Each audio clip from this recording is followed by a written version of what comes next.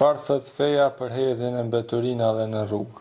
Po, absolutisht, Islami, vetë pejgamberi sallallahu alaihi wasallam ka thonë, imani është 73 dig, me lart është me thonë la ilaha illallah Muhammed Rasulullah, me shpresë se Zoti është një, me dëshmu se Muhamedi është i dërguari i tij, dhe me e ulta është largimi një pengese nga rruga, po dhe kjo është prej besimit. Pra, mbeturinën me largu nga rruga, na mëson besimi ynë. Ta largosh një gur nga rruga, është sevap i madh. Ta largosh një therr nga rruga, është shpërblim i madh te Zoti. Një mbeturin, ta pastrosh vendin për çdo fije që e largon për rrugën, çdo gur, çdo guriçk, çdo gjë të vogël që e largon nga rruga, ki shpërblim te Zoti. Bëhen shkak me shpëtu jetë njerëzish. Ka mundësi që dikush është të ardhur me autovetur, me mjet, dhe ai nuk e sheh, është me fëmijë të vegjël ndoshta, dhe mund të jetë burim me aksidentit një pengesë në rrugë. Që ai mund të jetë të ardhur nga lartësia, po që ka një pjerësore dhe mund të bësh shkak i aksidentit. Dhe nëse ti e ke marrë dhe ke larguar atë, ti ke shpëtuar një jetë, ndoshta edhe më shumë, se ka mundësi që janë duke ardhur të tjerë mbrapa ti, edhe mund bëhet një rresht i madh i aksidentit.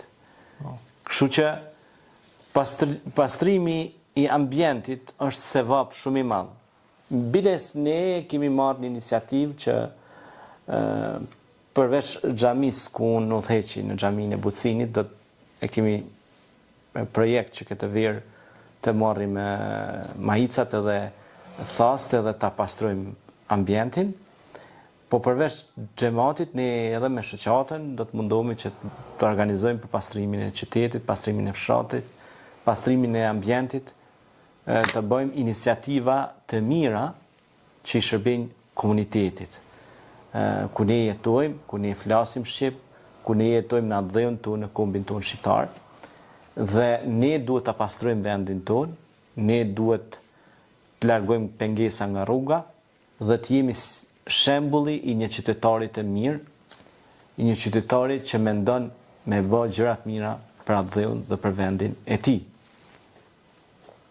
Kështu ishte edhe i shembulli i Muhamedit alayhis salam, i cili ishte qytetari i mirë në qytetin e vet, në atdhejën e vet.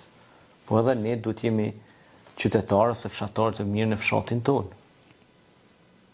Pra shembullin më të mirë e kemi që nga vendlindja e nga ambienti ku jetojmë, duhet të jetë i pastër dhe komod. Në mënyrë që ne të ndjehemi mirë, po t'i bëjmë edhe të tjerë të mund ndjehen mirë. E pastrimi dhe largimi i mbeturinave nga rruga ka shpërblim jashtëzakonisht të madh. Bile pejgamberi sallallahu alajhi wasallam ka thënë që çdo largim i një pengesë ose me hedhurinë nga rruga ose nga ambienti është sadaka, do të thotë shpërblim, është bamirësi.